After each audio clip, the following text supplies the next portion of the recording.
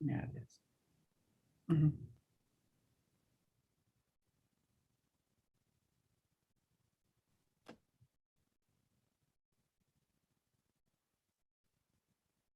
I don't know how to do that.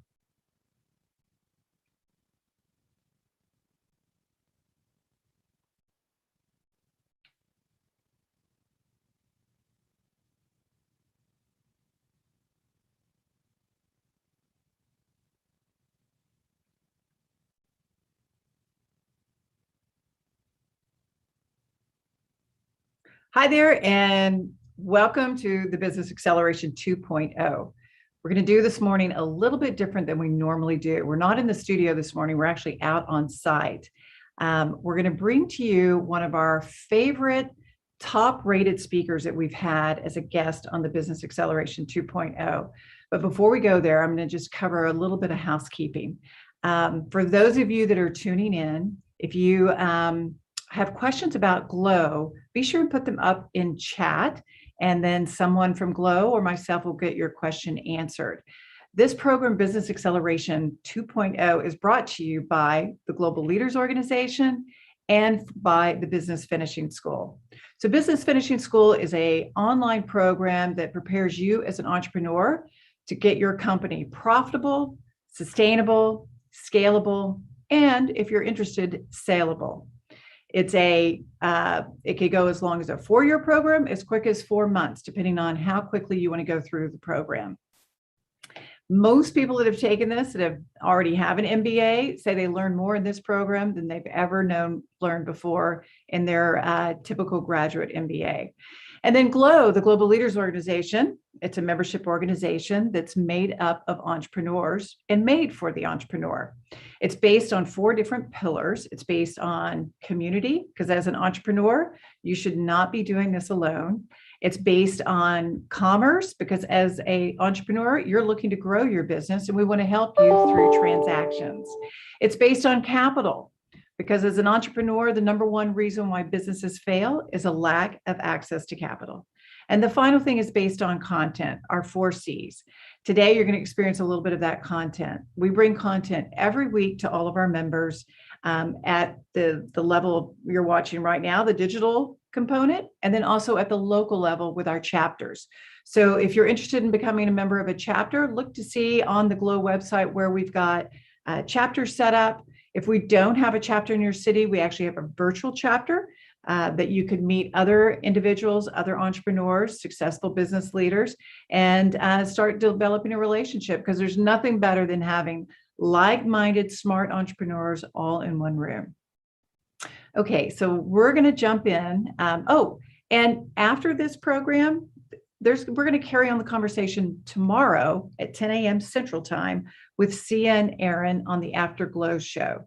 So Sia and Aaron are our Dallas chapter chairs, and they do a magnificent job in running that chapter. And they also carry this conversation on that we have today. That is the After GLO show, Sia and Aaron, Dallas chapter, 10 a.m. Central Time. So our guest today is Jim Murphy. And I know him as Murph. I've known Jim for a long time. He's got a really interesting story, and he's been able to prove his technique of being a fighter pilot and taking it into the business world multiple times over. He's had several exits himself. He's a very successful entrepreneur. Murph, as I know him, he sat at the controls of an F-15 fighter pilot jet. As a fighter jet, and realized that the cultural discipline and that the strategic alignment needed to execute flawlessly in the unforgiving, rapidly changing world of the military aviation was more than unique. It was really awe-inspiring. So the U.S. military's ability to cultivate a singleness of mind around a strategic action was so compelling to Murph that he strove to translate these time-tested, combat-proven processes into a very simple, scalable, agile methodology.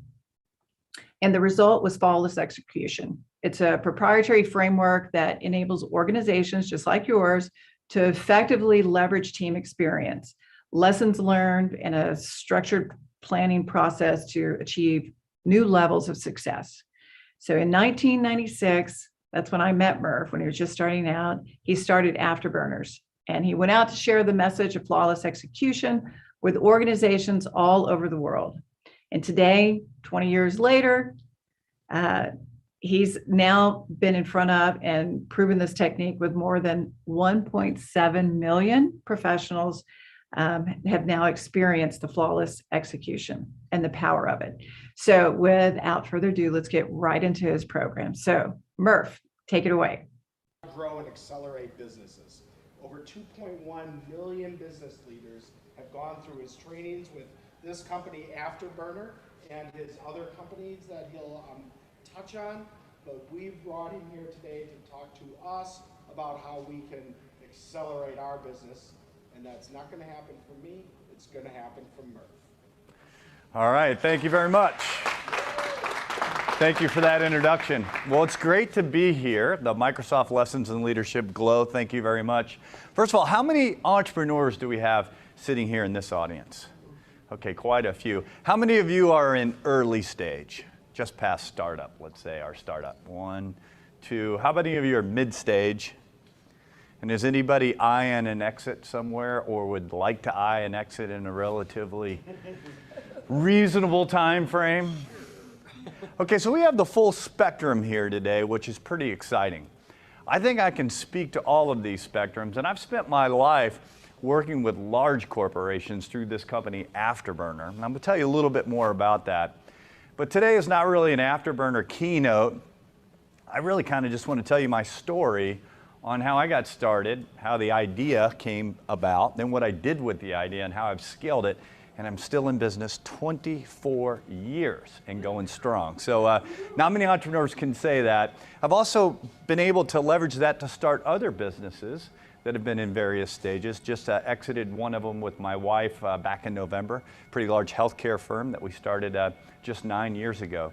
So I'm going to speak today from an entrepreneur, but I'm going to have to throw some Afterburner stuff in there because we've been eating our own dog food, so to speak, and the process that we teach is the same one that I've been living my life by. So first of all, the veterans. I'm a veteran. I represent the veteran entrepreneur community. And for the veterans in the audience, I'm sure you were inspired somehow to serve our nation, right? So where did that inspiration come from? I mean, for some people, maybe the inspiration came from here. We'll see if we can get that to run. Maybe it was a mentor. Maybe it was the 9/11 attacks. Maybe it was a grandfather, grandmother. Maybe it was a best friend.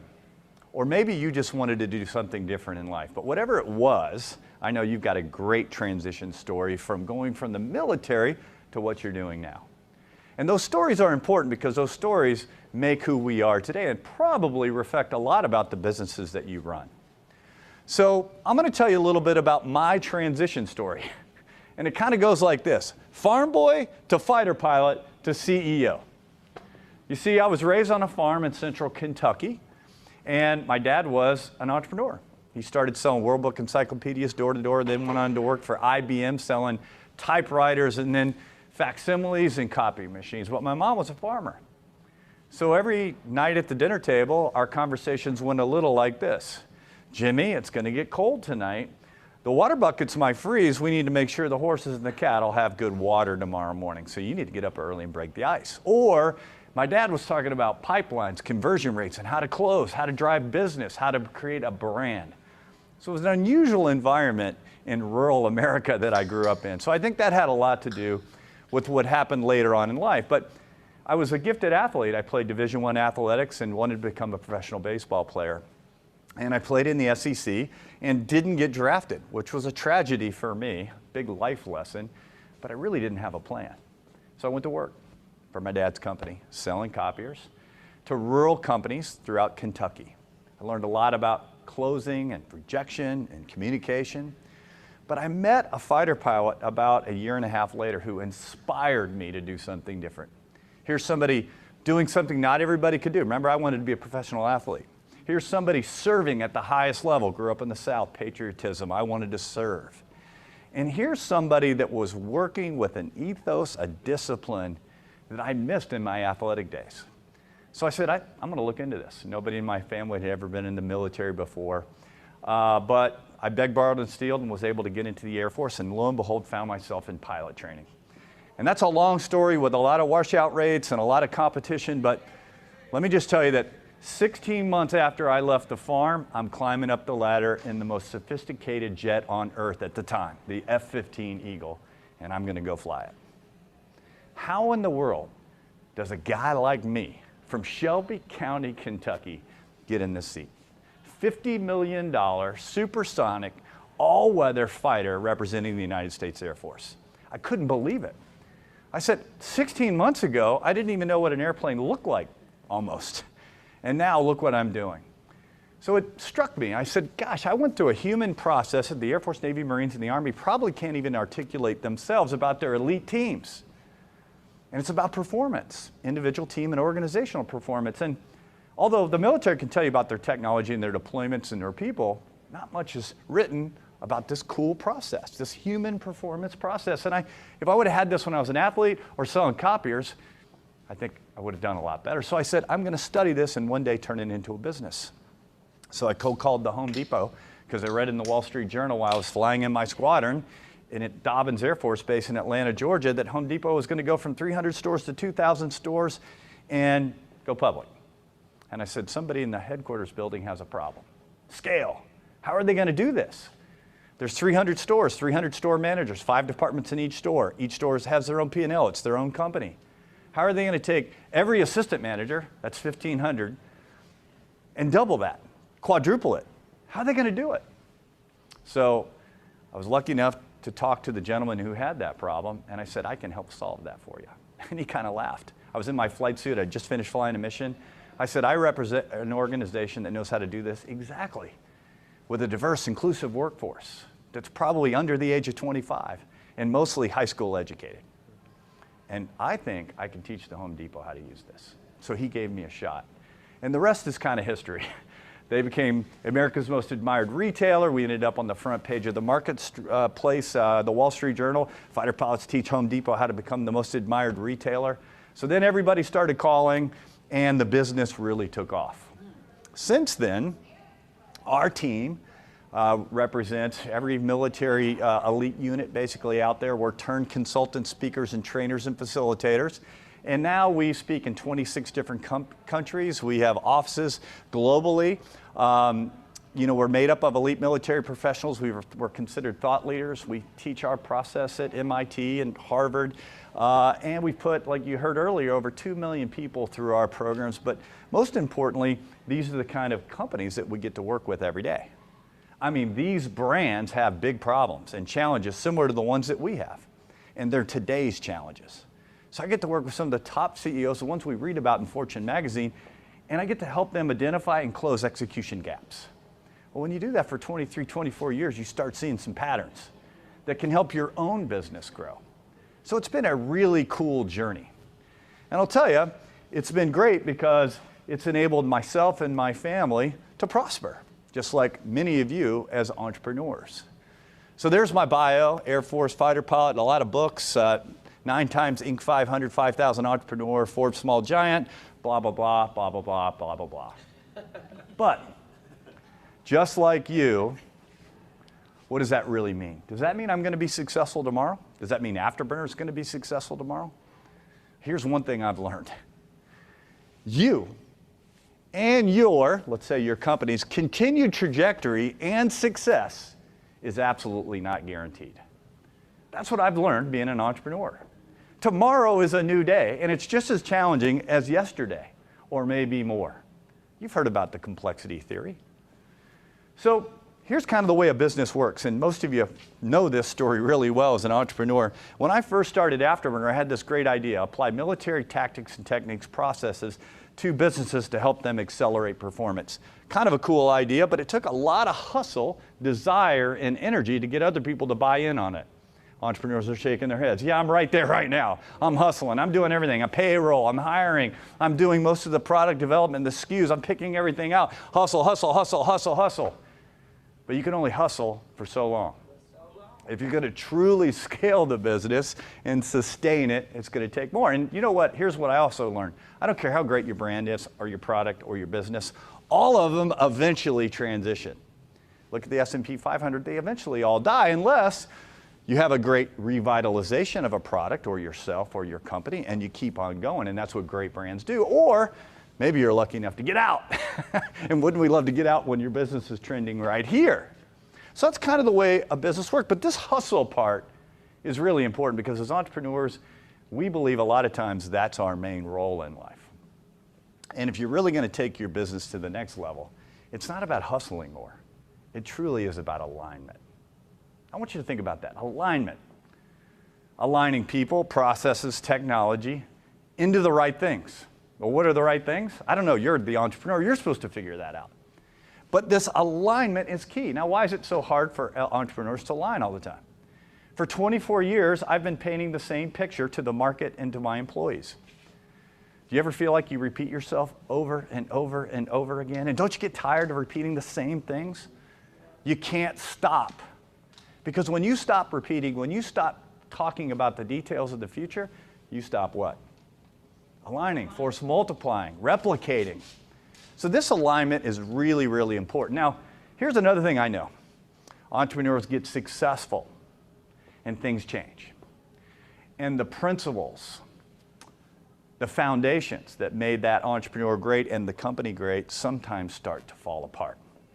And I'm not going to say how or why, but we've seen great brands and great CEOs fall apart in disarray with their own company, right? I mean, everybody knows about Travis's story at Uber. You could maybe argue something's going on with Elon and Tesla right now, and certainly everybody knows the John Schnatter story at Papa John's, right? These were great and are great CEOs, but at some point in their career became disaligned with the businesses that they started. And some of these businesses actually asked the founder and CEO to leave. I think some of you are familiar with these stories, right? Not necessarily the case with Tesla, but the other two.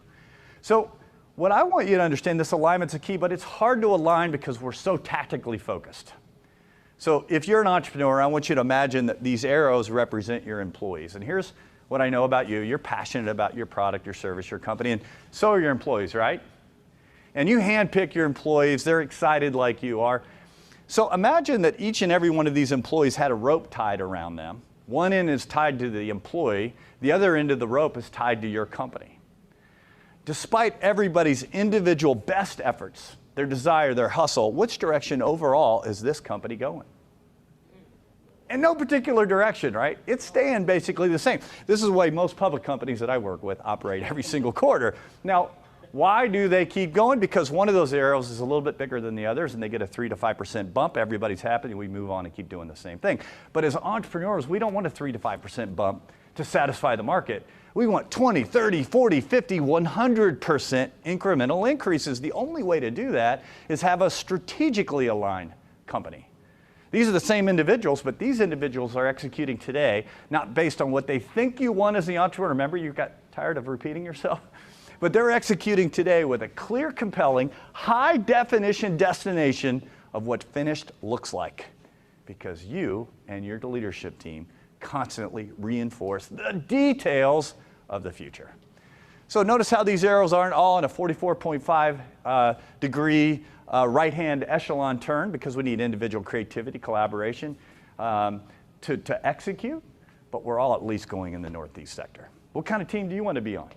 Tactically focused one or strategically aligned one? So alignment is super, super important. Alignment is what is about pulling people into the destination that you want. Now, there's been a lot of studies done about, teams and teaming and neuroscience, and about 150 people are about the most you can really influence. 5 close ones, 15 intermediate, 50 relationships. You've heard this probably before, right? Dunbar's a number, 150. So if you're going to scale beyond that, how do you have compelling pulling mechanisms beyond 150, 350, 400 people, or in the marketplace? Because you can't push your message, you have to pull it. So how do you pull people into the future that you would like to have? It's about the details. I see so many entrepreneurs and companies brief the big picture. They talk about their strategy and their vision. It's a sentence or two. I learned in the military something really unique. I was 24 years old flying the F-15. And in my squadron were a bunch of other 20 and 30-year-olds. And I drank beer with these folks at night. I understood that we were kids, young adults, and we loved to have fun as well, just like any young adult would. But we had serious jobs, right? And what appealed to me and what I thought so strange is our senior advisors and leaders would give us a plan, very complicated one, fly your airplanes halfway across the world, do this, this, and this, and come back, and they'd go home and get a good night's sleep. I don't know many entrepreneurs that would do that with their businesses, with their employees. We struggle with that, don't we? But it struck me in the military that our young leaders and officers would get a good night's sleep while we're out executing the mission. They'd wake up, have some coffee the next day, and go, how'd it go? How did that occur? How did that happen? Why? Because I had their leader's intent in my mind. They knew and I knew that once we took off and we got into a combat situation, the plan would blow up and we'd have to think on our feet. We would have to make decisions as if we were them, the leader. But they felt confident that we could do that because we were flying with the leader's intent in our mind, the details of the future, not just the tactical hows, but the whys. So these details are important to compel and pull people into the future that you want. It's not the big picture. Now let's talk about alignment for a minute. When I've got in trouble as an entrepreneur, it's because I fell out of alignment with the core principles that I started the company around. And I also got very, very busy. And there were times where I felt like my business was absolutely the most important thing in my life. And if you have a family, sometimes you struggle because you have your family goals in life and you have your business goals in life. And notice how I did this. Anytime this starts happening, I found out that my business and my personal life struggled greatly. And they were very closely linked. If you don't think they are, you're crazy. They are. So alignment has to start here before you can align your business. Because as soon as this gets disaligned with your business, remember those logos I showed you earlier? That's when your business starts to falter a little bit. That's just what I've learned. So alignment has to start here. So how do you align yourself, your family, with your business? Well, first, you need to understand the future that you're shooting for. Why did we start a business? To provide wealth for our families and for ourselves. I know we don't like to talk about that, but building a business is about making money so we can live the life that we dream about living. Isn't that true? So why not put the details up there? So every 3 years, my wife and I get together and we put our HDD, our high definition destination together. It's the same thing I do with my companies. It's the details of the future. Because if we don't understand the details of the future, how in the world are we going to make the tactical steps now to get there? We need to align our decisions, our friends, our social networks, the things that we do or not do, a place where we give money or not, to the future that we want to have. But we have to agree on it. So what do? Family. Our intended effect is this. Our boys are the primary focus of our time, energy, and effort outside of ACP and Afterburner, our two companies. So, hey, there's our priorities right there. And it's great to say something like this, but you actually have to put measurements into the future. We measure the past all the time, spreadsheets, P&Ls, but we never measure the most important thing, and that's our future. So how do we measure this? Hey, Gracie and Jim, 5 hours a day with the boys during the week. Trips to Brazil and elsewhere have occurred with mom and dad. Jim's family participates in a minimum 4 holidays or vacations a year. That's how we're going to make this intended effect happen. Social responsibility, involved as a family, supporting and impacting underprivileged family in Brazil and in rural Kentucky. We're going to actually put our money, our time, and our energy into that. Professional status. Gracie's at the top of her game as a CEO. Jim is operating in the advisory role. And here's our measurements over here. All the way into the things that are hard to talk about, and that is, when are we going to make this happen?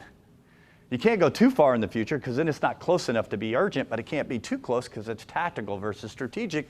So we like 3 years sounds pretty good to us.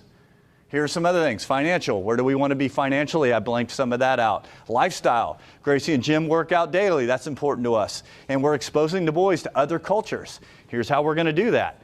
Here's what our workouts look like. Here are our goals. Relationships and peers. This is super important. We want to be part of certain peer-to-peer networks like GLO or like YEO or EO. And we're going to spend time in those networks. And then spirituality. It's important to us as a family, so we made it one of our intended effects with measurements. So we get together and put this worksheet, and we do it over dinner. And what we found out as the years go by, it went from a dinner to a half a day to multiple days to finally really get this right, because we put that much time and energy into this future. So now the family's aligned, and guess what you do next? The same thing with your business, right? Because if you're aligned, the businesses are going to be aligned, and we're all moving in the same direction.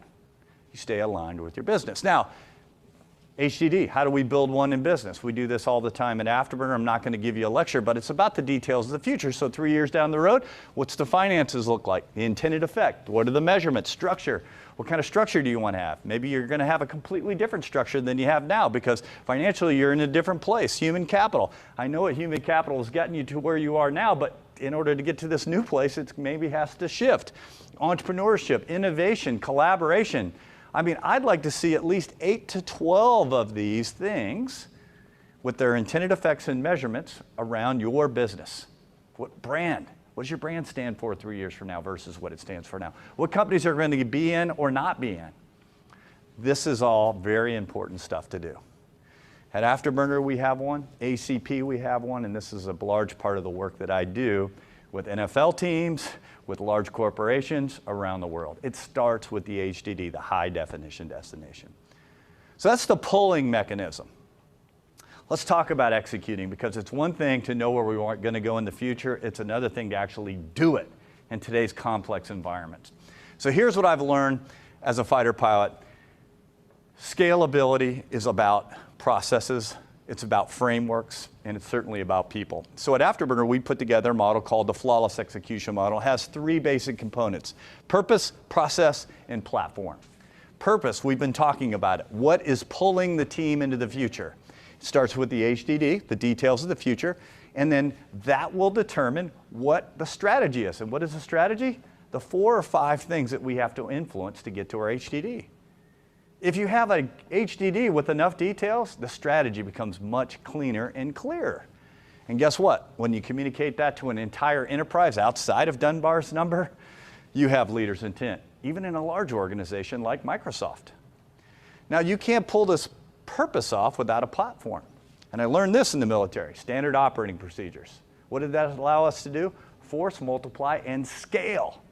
If you don't have good standards in your business, you're not scaling, guaranteed. And oh, by the way, that training needs to go hand in hand with the standards and people. You have to have great people, right? Assessed and in the right areas of your business, like our friend Jim Collins would say. But here's where we spend a bulk of our time, turning and burning and executing. So let's talk about how to get work done. The most important things to get you to your HDD. And I'm going to talk about a cycle that we call the flawless execution cycle. And this is how fighter pilots plan and execute in some of the most dynamic environments on Earth. Now, I've turned this, and Afterburner's turned this into a business model. But before we go fly the F-15, it struck me that we plan. And it's not the commanders handing us the plan. We plan. We're the experts. And you know what? It wasn't 1 or 2 of us planning and then springing the plan on the other fighter pilots. It was everybody involved in the mission. The fighter pilots, the maintainers, the weapons officers, the intelligence folks. Everybody responsible for the outcome was in the room to plan. Why don't we do that in business? After we planned, we step out to the jet and turn and burn, don't we? No way. One of the principles I learned as a fighter pilot is that doesn't happen. Because sometimes we plan days ago. Everybody forgets the details. What's the brief? It's the last step of alignment and accountability. Right before we go fly, remember, who is going to do what by when? Do you have any questions? I didn't think so. Let's go fly. Plan, brief, execute. I don't care how great the plan was, how wonderful the briefing went. There's always one thing that stands in the way of a flawlessly executed mission, and that's task saturation or task overload. And I know none of you are ever task saturated or overloaded, right? So we have to talk about it and plan for it. And here's where the real magic occurs. Anybody been using this word agility for the last 10 years? It seems to be the hottest word in the world. Well, I think we had the first real agile model on Earth, but agility happens not only here, and here, but it happens after you land from the mission. In my world, we go into a room and we debrief. Every single time, whether the mission went well or not, whether it was training or real combat, we always debrief. It's just part of the mission itself. It's almost like flying. And our debriefs are different than yours. They're nameless and rankless. Nameless and rankless. We want people to freely admit their errors and their successes in front of each other so we can get better. The only thing that leaves the debrief is a lesson learned. And what do we do with the lesson learned? We put it right back in the next day's plan. That's what agility is all about. And when you set this into motion, plan, brief, execute, debrief, your execution levels get tighter and tighter and tighter, and you win. Now, we don't do this around regular work. We only do this around the important objectives that will get us to where? Our HDD. You've got processes and other things for regular work. We put this into motion when we're doing something that's going to move the needle. And I recommend for a tactical mission, it's less than 6 weeks in duration. But it ends with the debrief. So let's talk about how to plan for a minute. And you know, that's a whole seminar. So I'm going to go through this really quickly. We use a simple framework. And for me as a fighter pilot, planning is not about making the numbers. Every time I ask a company about their plan, they hand me a fractal number chart. Here's what the CEO said we're shooting for next year. Here's what my division is going to do. This is how many products we have to sell. Now, that's not what I'm talking about. As a fighter pilot, I learned that we plan to do what? Take action. Planning is about the actions you're going to take to affect the numbers. That's what we plan. And that's a mission objective. And once we know the objective, well, then we find out what's in the way, threats. What do we need to negate the threats to get to the mission objective resources? Hey, have we debriefed something similar to this? Let's go talk to those folks, accelerate our experience, and then we put the plan together, simple spreadsheet. Who's going to do what by when, and an outcome. And then ultimately, what if some of those threats happen? Do we know what we're going to do? Do we have a scripted plan in mind? Or are we going to brainstorm in the heat of the battle? That's it. That's planning. I don't care how complicated, how short, how long, this is all you need. Period, dot. Now, back to step number 1. This is the biggest mistake that I see companies make. Companies do not know how to develop mission objectives. They love talking about strategy. They love pontificating on vision. But one thing I learned as a fighter pilot is you have to focus. And sometimes your teams have to focus in the here and now to align to the future that you want. And it's hard to stay focused when so many things are competing for your attention. I flew the F-15 by myself, 350 switches and dials, 1,500 miles an hour. A lot of things going on in the cockpit, pulling G's, communicating. I brought a video of myself dogfighting many years ago. Would you like to see it? Yes. So I want to take you into my office for a minute. The old office, if you will.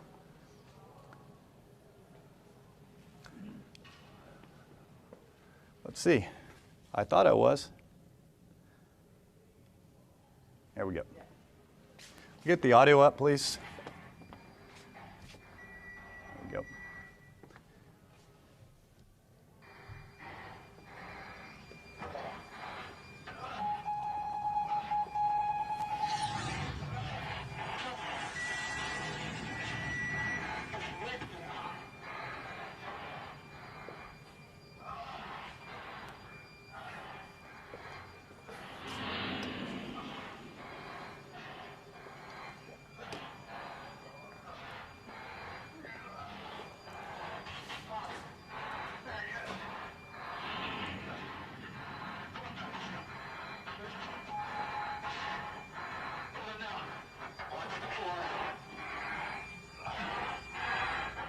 A little grainy, but you get the point, right? What did you find unusual about that videotape? Chaos. Chaos, right? A lot of things going on. What else did you find unusual about the videotape? Besides the heavy breathing jokes from pulling G's we could get into. So we'll leave the physicality of it to the side for a minute. What else? Did something, I mean, we talked about the 350 switches and dials, all the things to look at in the office. On one thing, right? Almost willing to put the jet out of control. I was focused on one thing. And what do you think that one thing was? The mission objective, right? The bogey, the bandit. For us in the military, we call it the mission objective. We have a saying in the fighter pilot world that if you ever lose sight, you'll lose the fight. If you or your team ever lose sight of your mission objective, you'll lose the fight. We think it's a great analogy in air combat, but a fitting analogy for all of you entrepreneurs out there chasing a bunch of bogeys and bandits.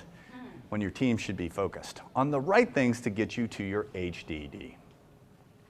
So this planning process helps you focus and execute. And I'm going to just hit on a couple of the steps real quick, because I think flawless execution is important, because it is about the pursuit of flawless outcomes, not about perfection. So how do we do this? This planning process will help you with that. So first of all, the first step is to determine a mission objective. And a mission objective is clear, measurable, achievable, and supports the HDD. So the mission objective is not the Air Force's vision, which is fly, fight, and win. Imagine if we were all Air Force pilots and I was your commander and we have to fly a mission tomorrow, and I came into the room and I said, men and women, let's go out and fly, fight, and win, and I left the room. How many entrepreneurs run their businesses like that? With the big picture? A lot. And I can tell you many corporations do. We have to break the HDD eventually down to clear, measurable, achievable mission objectives that we unequivocally will not lose sight over a short amount of time. That's step number one. So what would this look like in business? Pretty straightforward stuff, but a lot of companies really struggle to take the time to do it, because conceptually, it's a very simple process. So this was a company that I was working with, one of KPMG's clients. It was a manufacturer. They told their company, when I asked them what their mission objective was, they said, well, our mission objective that everybody knows is deliver $600 million of the revenue, $90 million in EBITDA by the end of the year. What do you think about that mission objective? If I'm somebody that works tactically within the business, 3 or 4 layers deep in the business, what does this mean to me? Probably absolutely nothing, right? But if I say, by the third quarter 2020, we have to achieve 120,000 units delivery per area. And one of those areas is my area. Are we getting closer? Closer, but we're still not. Here's the objective. A vendor is critical to making this happen. And we've got dicey relationships with that vendor. Our mission objective is to make a go, no-go decision on the Oak Ridge facility as a supplier by April 15th. That's where flawless execution starts. And then we apply the rest of the steps from there. What's the next step? Identify the threats. What stands in the way of us executing that go, no-go decision? You know, for a fighter pilot, I want to know threats like these that fly faster and maneuver better than the F-15. But in business, we actually want to look at each one of these threats and determine, is the threat internal to my team, external to my team, and we need to talk about it so we can incorporate that into step number 5, our course of action. The next step is, what do we need to get this done? Now that we know what the real threats are, let's go out and find resources to negate the threat. And after we do that, we need to look at lessons learned. Bring those into the plan, come up with a who's going to do what by when, and then we're ready to fly, right? No way. In the military, before we go fly, before we think that plan's good, we have a red team come in, because we've all fallen in love with our plan. But we bring another group of fighter pilots that didn't fall in love with our plan. We brief the red team on the plan, and they tear it apart. It is a great way to get transparency on future actions that you're contemplating in the planning process. One other thing that we do in our planning process is we always plan for contingencies. So if the unexpected happens, we know exactly when to pull the ejection handles. We know exactly what we're going to do. So those are important components to planning. Now, after we plan, because flexibility is the key to air power and preparation is the key to flexibility. I think as entrepreneurs you would realize that and agree with me on that. But we then have to execute. So remember the cycle: plan, brief, execute, debrief. Ultimately, we're going to be out there in our cockpits turning and burning. And remember what I said, the biggest stumbling block to flawless execution is what? You remember what I said? Task saturation or task overload. Task saturation is real in the business world. At Afterburner, we service marked the term and defined it. Task saturation is the perception of the reality of having too much to do with not enough time, tools, or resources to get the mission at hand accomplished. Sound familiar? And it's a human factor issue. As task saturation increases, errors increase and performance decreases. But how many of you are proud, and sometimes I know you're proud because I sit next to you in airplanes all the time, about the amount of task saturation you're shouldering as an entrepreneur? I can tell you it's deadly to your success unless you start to understand it and incorporate it into the plan. So we've all been task saturated. We know how it affects us, but what tools do we have to negate task saturation. People deal with task saturation in 3 ways. We either quit, compartmentalize, or channelize. Most of us, when we get task saturated, we channelize one thing to the detriment of everything else. So what kind of tools can our teams use to keep them from getting task saturated? There are 2 tools that I want to talk to you about. One is task shedding, and 2, cross-checks to success. When I flew the F-15, 350 switches and dials. Just me in the cockpit. When I'm flying at 40,000 feet on a clear blue sky day, I can monitor all the instruments, strategic, tactical, and intermediate. But if I have to fly in the weather, in the clouds, or close to the ground, or if I have an emergency, or, there's no way I can scan all the instruments. I have to task shed to the most important ones. And it depends on the mission, just like your business. Your business goes in cycles, weekly, monthly, quarterly, annual cycles. Do your folks know what's important at the peak or the valleys of those cycles? That's what task shedding is. Because the 4 or 5 critical numbers today may not be the same ones you want people focused on next quarter or next week even. So you as leaders need to tell your folks which instruments to task shed to based on the cycles of your business. So in this case, we're going to fly in the clouds. We're going to go from 350 switches and dials just to these. And right before we enter the cloud, I already know that. I've made that decision because we planned for it. And now these are the instruments that I'm going to focus on. Once I focus on these instruments, I then need to know how I'm going to look at these instruments. So in business, for your company, maybe your central most important dial that's at the center of your cross-check is EBITDA. Or maybe it's your pipeline, or maybe it's conversion rate. I don't know what it is, but you as a leader, you need to determine what this cross-check looks like for your team. And this is how it works. As a fighter pilot, the first thing I'm going to do when I enter the clouds is look at my attitude indicator, that central dial, and make sure my wings are level. Then I'm going to check the altimeter and make sure I'm at the required altitude. I'm not going to check other instruments. Bam, I'm going to go back to the most important one. Are my wings still level? Nope, make the adjustment.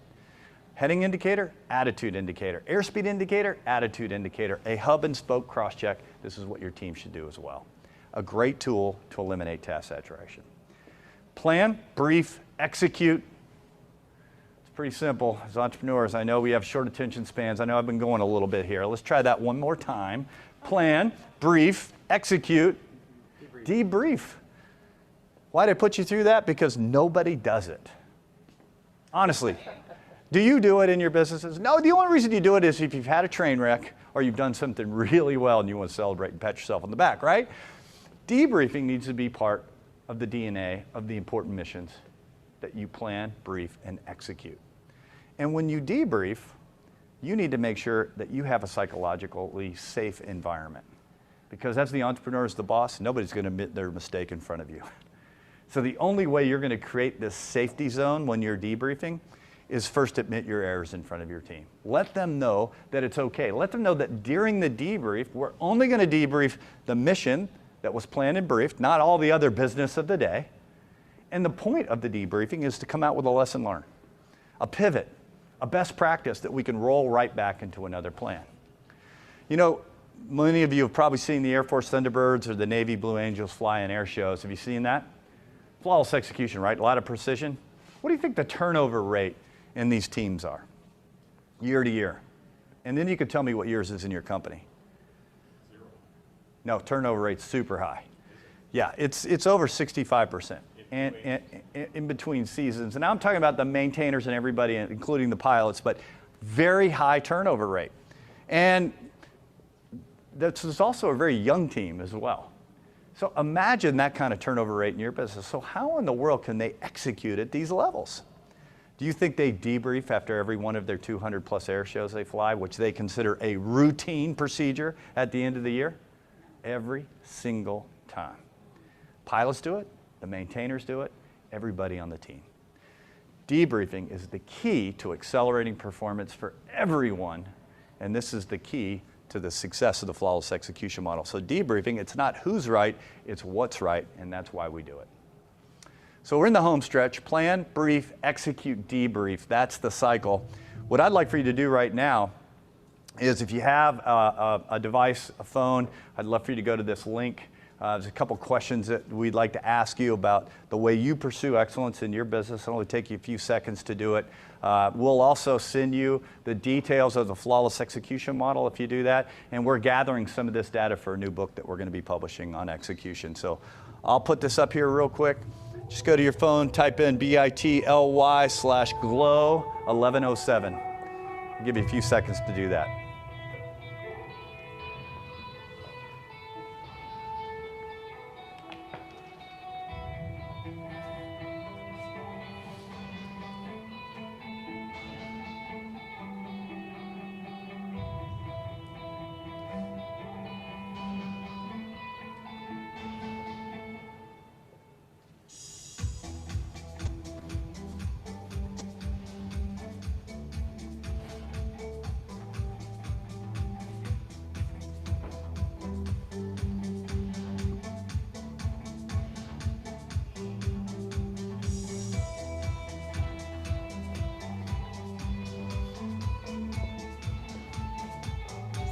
Music?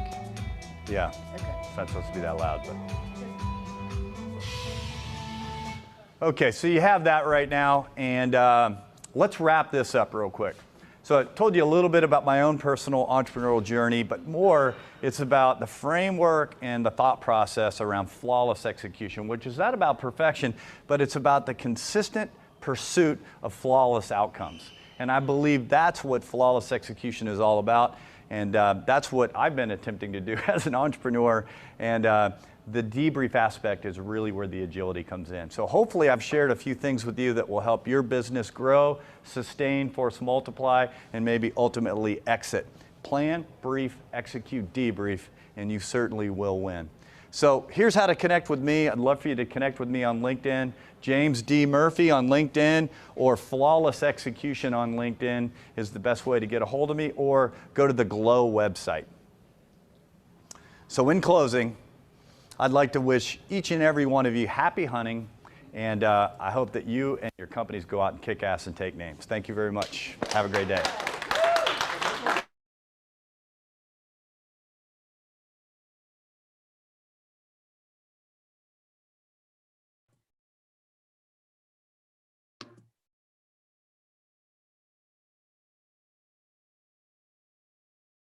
Okay. All right. So it's just us here now. But Joseph, I would love to take this time, because I know there's a few people that are watching out on social media. We'll wrap this up with Jim. What an amazing guy, right? Isn't he awesome? He's one of my favorites. I could listen to him again and again and again. I'm so glad we reran it. Yeah, he's so good. Took lots of notes too. We're going to debrief after this. Let's just talk quickly so the people that are watching online. I want them to know our next program next week, next Thursday, 10 a.m. Central Time. We're going to be talking about SDGs. And I know that SDGs is such a popular topic with investors, with investments, and so many people are walking around going, what is an SDG? So can you give us a little brief real quick? You bet. The first briefing is that there's lots of three-letter acronyms, and the one we're going to talk about is ESG instead of SDG. So ESGs are environmental, social governance principles, and they're the values around which we run our business. And the hot topic today is that investors are increasingly demanding filters on their investment portfolios for companies that match certain ESGs. And you mentioned the SDGs, the United Nations Sustainable Development Goals, and lots of companies outside of the United States use the SDGs as a metric for evaluating their ESGs. So we're going to talk about ESGs, what they are, where they came from, what they mean, how investors are using them, and we're really going to focus on what's the implication for small and medium-sized businesses. I love it. That's fantastic. So we're going to be doing that next week, 10 a.m. Central. We're all going to get really well versed on what ESGs stand for, right? So thanks for that. Great. And then I also wanted to remind everyone, March 3rd through the 6th, put it down in our calendar, March 3rd through the 6th, you're going to be in Dallas, Texas, or at least we hope you're going to be in Dallas, Texas for our Leaders 50 event. Nominations for you as a CEO, or if you want to nominate your CEO, are going live here next month. So we want to make sure that you are getting prepared to nominate yourself for the Leaders 50. We want to recognize the top 50 leaders from around the world, doesn't matter what size of company. We want to find those leaders that are doing incredible things with both their employees, their customers, and their vendors, and seeing how they reacted out of the year of 2021 in COVID time. So, okay, so I don't know. I have a question. Michelle, Yeah.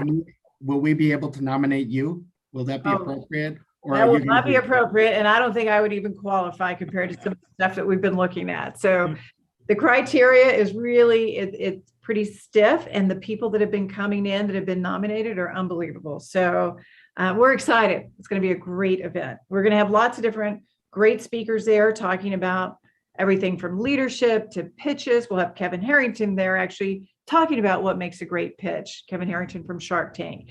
We're going to have Ford Sakes there, putting people in the hot seat. Does that mean we get a hot seat? Yes. Ford Sakes hot seat? Oh, yes. And we're also going to be doing, Vince Pacenti is going to have his new book, and he'll be launching his new book. So we're excited about that. Okay. So till next week, 10 a.m. Central Time, please be sure and tune in with us. Thanks for tuning in today, and God bless and stay safe.